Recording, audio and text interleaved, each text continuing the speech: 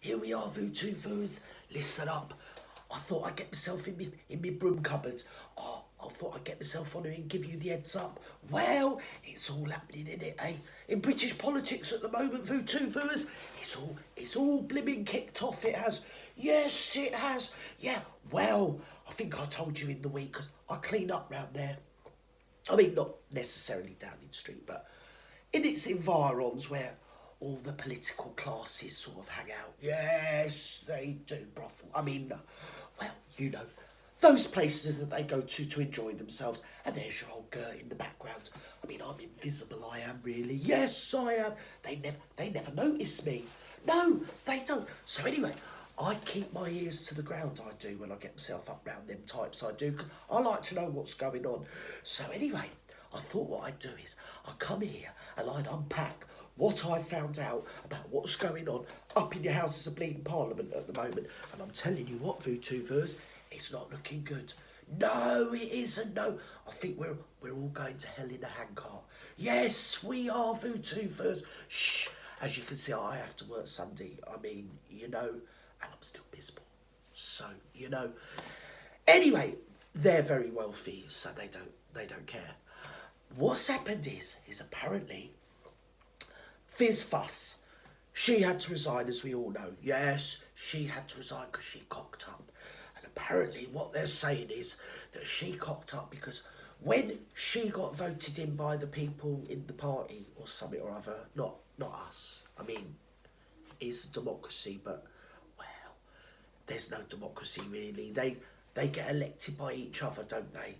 And the people that elect them are in, well, they're in hock to somebody else usually, either big corporations, big tech companies, or the WEF, or the World Monetary Fund, or whatever else they can find to have a few backhanders. So, yeah, so, I mean, it all started like this. I mean, you had Boris in, didn't you? I mean, you know, and he delivered Brexit, apparently he did. Yes, he did. And, I mean, what is it Goebbels once said? A lie repeated often enough becomes the truth or something. I mean, if he delivered Brexit, I'm a bleeding ballerina. Do you get me? Really, VooTooFoos. I mean, you know, we've got a ferry service bringing the French over here all day, every day, 7 days a week, 365 days of the year, VooTooFoos. Yes, we have. I mean, we're only an island. It's a wonder we don't bleed and sink. I mean, it's like GB Titanic, isn't it, at the moment, really? We're all going down the plug hole to bleed together. And most people, if you go and ask them in the street, not that people talk to me, but I mean, if they did, I'd say to them, why did you vote for Brexit? And most of them would say, well, to control immigration, you see. So, he got in on some Mickey Mouse. Oh, look at me, I've delivered Brexit. And I mean, well, they didn't expect the vote to go that way. They didn't have those hooky voting counting machines. I think they got them after, you know. I don't know what happened. I think it turned on a penny at the last minute, really, didn't it, VooTooFoos? Somebody pulled out and there was it. So, well, I think somebody was going to make some money. So maybe it was Ladbrokes, maybe it was the betting agencies or something, I don't know. So anyway, they got a vote for Brexit. And then none of them, including Boris Johnson, I might add, even though he talks a good game, he didn't want Brexit any more than the next man up there. No, he bloody well didn't. No, he didn't. He was a controlled opposition, really. Cameron put him up. I mean, they had to have someone running that. They didn't want... Well, because Cameron, he went for the referendum, but he was like, stay in the European Union, let's have a referendum, because, I mean, for decades and decades, each of the governments has said, we'll give you a referendum on whether we stay in Europe, because, well, Europe, it's like being run by the Marxists, really, isn't it? It's an unaccountable, unelected sort of people over there. I mean, we had MEPs, didn't we? But they didn't really do anything for British people. They get themselves over there. Well, from what I can tell, because cleaning the toilets, one thing and another.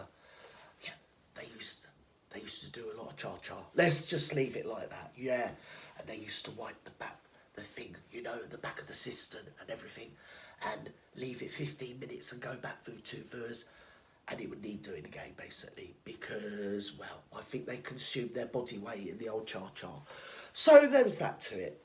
And, of course, they had bonuses and this, that and the other. I mean, to be fair, there's children that are yet to be conceived that were destined to work in Europe. Yes, it was a gravy train.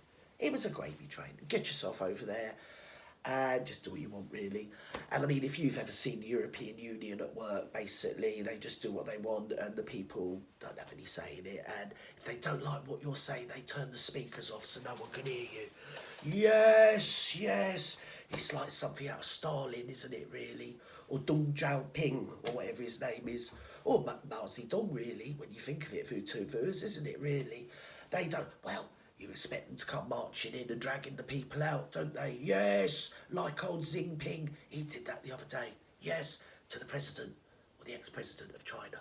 He had him marched out of their Senate meeting thing, forum, whatever it is they've got. So, there was that to it. It's a Marxist. I mean, it's a great big Marxist entity, and it's a gravy train for the elites and the wannabe elites, the bourgeois, and as I've said before, the petty bourgeoisie. Yes, the petty bourgeoisie. In other words, the wannabes. So, yeah, and he said, well, I'll get Brexit done, because no one else was getting it done, because there's too many self-interested parties. And it's very simple. If you're the man on the street voting for Brexit, that's very easy. We are no longer in the European Union, so you can just get yourselves home and forget all about it, really, because we don't want to play your game anymore. But they had so many interests, self-interests, and they were being paid as well. A bit of the backhanders going on Vutufu as it was. So anyway, so he made out that he delivered Brexit, and as I say, a lie repeated often enough becomes the truth. If he delivered anything, the only thing he knows about delivering is bleeding babies, isn't it? And he has one baby after another, that man, doesn't he? All over the bleeding gaff as well. So anyway, he had to go because he lied and lied and lied again. He had a couple of people he promoted up, even though he knew that the people were Mickey Mouse. Yes, they're up to no good. One of them was on charges for outrages against women. Yes, I can't say the real word. And he knew that. But he promoted him up anyway. I can't think what he was promoted up. Something or other. And then Boris being Boris, he lied about it and said he didn't know. Then he got found out and undeniably proved that he did know when he promoted this person. So he had to apologise, and everyone took the apology. And then you had the lockdown, which was a load of Mickey Mouse nonsense as well. I'm going to do another one for Rumble about that, I think. Yes, well, what a load of shenanigans that was going on there, Vutufuers. When you think they had that furlough, didn't they? Do you remember the furlough? They shut down the old bleeding country. Yes, yeah. And the only places you could go and get food was like the supermarkets, the four main ones. So you got your Tesco's, your what is it? Your Asda, your Waitrose, mainly for the posh people. Obviously, they kept Waitrose open. So yes, they had Waitrose, they had Sainsbury's. I think they had a bit of an Aldi and a bit of a Lidl going on, or something like that. Probably Morrison's was hopping along at the back somewhere. Yeah. So they had them, and they let all the takeaways and the fast food places open as well. Yes, so we could all sit at home doing nothing and getting fatter and fatter. Yes, so, well, and we weren't allowed to go out, and if you went out, you'd probably get fined, or you'd get duffed up by the police, or something would happen. Do you get me? And then they said they opened up a hotline, didn't they? And if they wanted us all to be peeping toms and all watch out for our neighbours. Do you remember? Yes, it was all very Stalinist. It really was, yeah. So they opened this hotline, and you had to report your neighbours if you see them in their back garden or talking to one another across the fence. And you had to ring up, you had to report people, you see. Not that obviously, I don't play their stupid games. I've got better things to do. To be honest, lockdown didn't affect me because, well, the posh people still need their loos cleaned, so it didn't affect me. So most people at my end of society, it was just another day at work, really, for us Vutufuers. But I mean, for everybody else.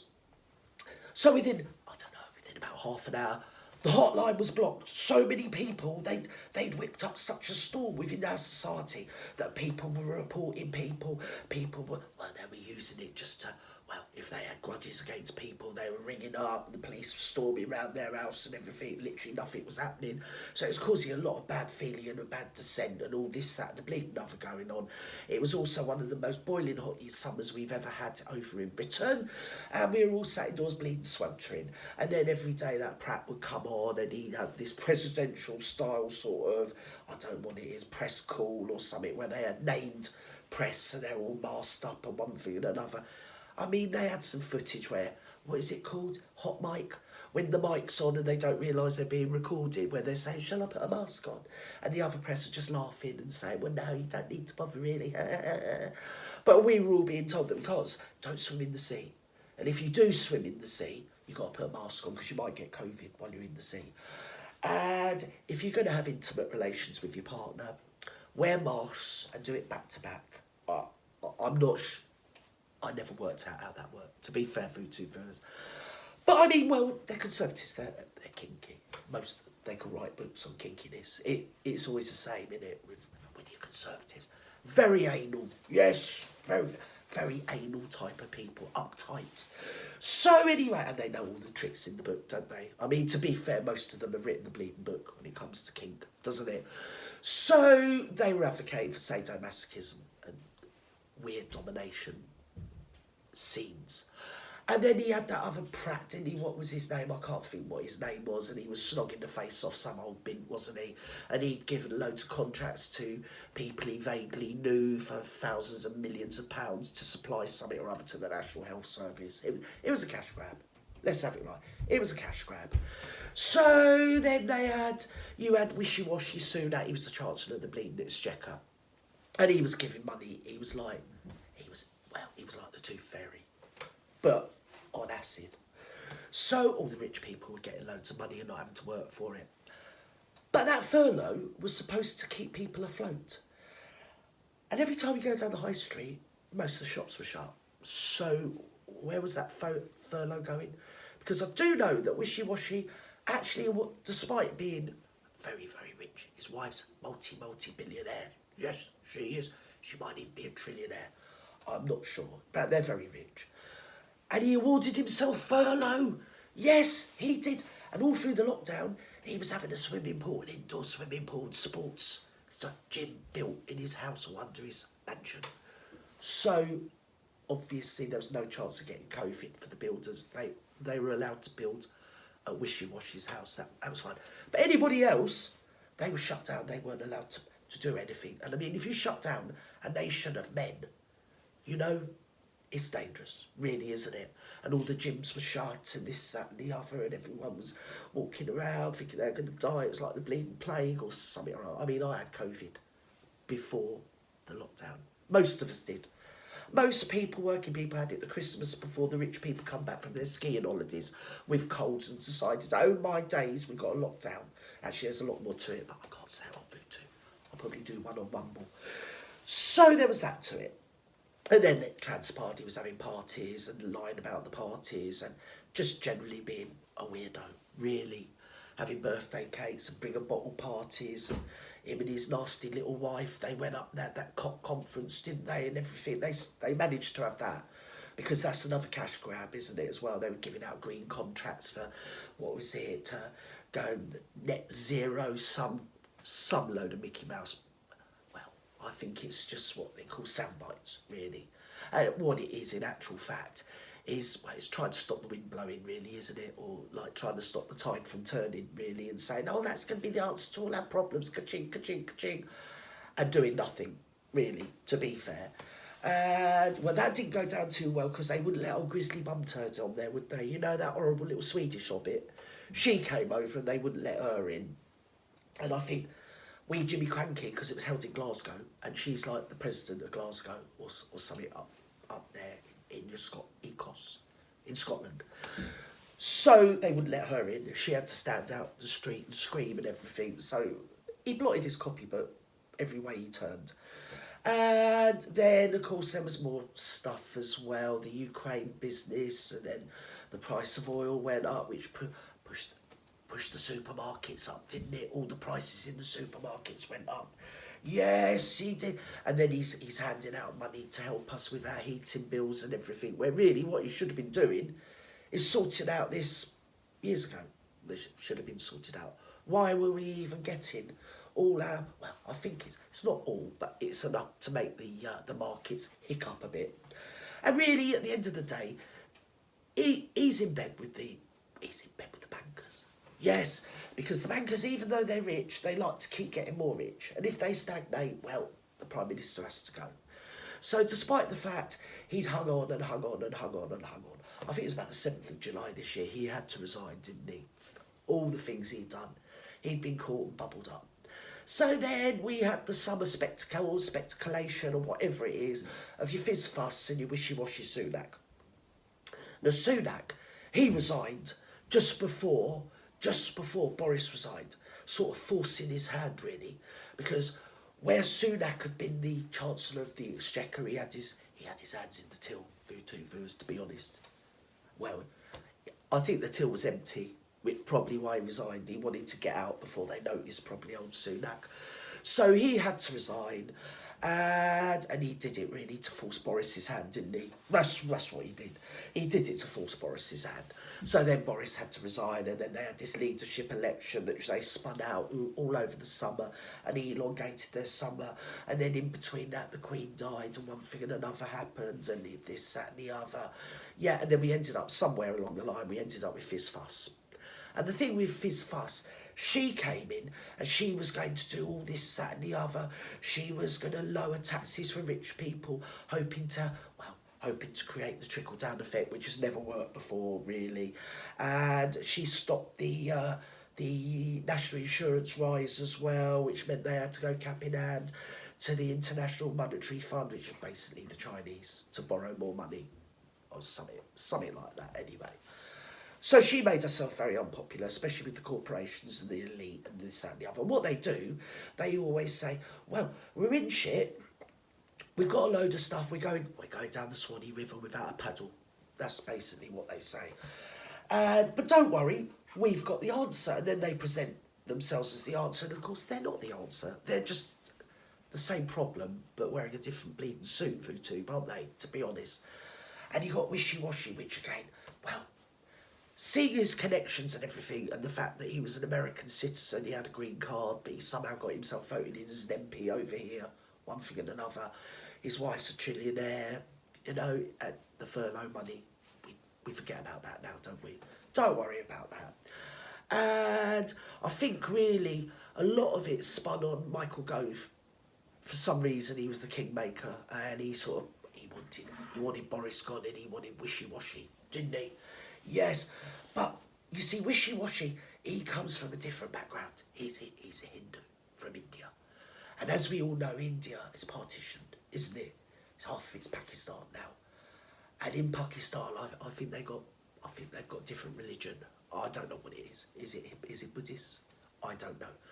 So him actually taking the mantle and being Prime Minister is problematic, very problematic, because his interests, where do they lie? We don't know. Nobody knows. And there's quite a force amongst the elite to stop wishy-washy getting in. So now what the pundits are saying is that they think that Boris is going to get together with wishy-washy and they're going to bash out a deal, and one or the other of them is going to be the new Prime Minister. So it's probably going to be Boris again, and he'll come back as Chancellor of the Exchequer. But if Boris isn't Prime Minister, it'll be wishy-washy, but without Boris. So it's either Boris and Wishy again, or Wishy on his own. I'll just give you the heads up, because Wishy-washy is globalist. Yes, he's a globalist. He's like I said the other day. Yeah, you're thinking that you're voting for him because he says he's going to run Burger King. Yes, he's going to run Burger King. He's going to make that product. He's going to make it a world-leading product again. The best burgers you've ever had in the world. Stand by wishy-washy. Vote for me. I'm going to bring down the price of fast food in your Burger King. I'm going to make it the most spectacular fast food outlet in Britain. Just trust me. And then people vote for them and then find out he's actually running. He's a global CEO of McDonald's. And he doesn't give a stuff, really. He doesn't give a stuff about Burger King. In fact, as far as he's concerned, Burger King could just crash. You know, he can go out of business. He's not bothered. So that's what a globalist is. They're not really working for the interests of the people. And of course, all this time, we're supposed to be a democracy and we're supposed to have a say in these things. But we haven't got any say. No. We've just got to watch them flip around like a bleeding fish on the riverbank, don't we? Yes. And poor old Fizz Fuss, I mean. Why? Well, apparently she didn't have the right people in her cabinet. She didn't have the people that the World Economic Forum wanted in her cabinet. Because unfortunately, she was in bed with them too. But she had some ideas, and she thought she was going to give these ideas a try, and it just didn't work out. So, there you go, VTubers. But I'm going to do another one on Rumble. And yes, I think I'm going to expound forth on the debacle that was the lockdown era and everything. And yeah, there's another thing. You want to be careful what you wish for if you're a wishy-washy sort of exponent person, because he's going to mandate the chips. Yes, you know the chips that you get. Yeah, mandatory, yes. Yeah, even though we're trying to forget about it now. Yeah. And there's other people sat over in the corner, and they're trying to, the fear porn factor is high. Let's just put it like that, VTubers. And my lips are sealed. I'm not saying another thing. Not on here anyway. So there you go, VTubers. That's all I can say about the current state of, it's piss poor, isn't it? Really, we're going to hell in a handcart, aren't we? Yes, we are. And today, over in the Donbass, wow, Mr. Putin's just marched into Belarus, hasn't he? Yeah, because Belarus, what is his name? Pushenko, whatever his name is. He's a Russian chap. And they're friends. Basically, he's got his own little dictatorship of Belarus. It's a moot point whether Belarus is part of Russia, but I think, you know what he's like. He don't like people having their own little independent states, old Putin. He doesn't like it at all. So they've all marched in to Belarus, but at the moment, what it looks like is they're going to work together. And Russia is going to help protect Belarus. Yes, against the Ukrainian. In case the Ukrainians go over the border. Like that's going to happen. I've got to go, because Babs wants to come in. So there you go. More Mickey Mouse shenanigans the world over, and I'm still piss poor. So there you go. So anyway, I'm glad I got my broom cover, because a lot of this I can't say in public. No, not without getting arrested. So there you go, V2. Bye. It's not going to go off, is it? It's not going to go off. It hates me. It hates me. Probably hates me as much as V2 viewers do. So there you go, V2. Bye-bye.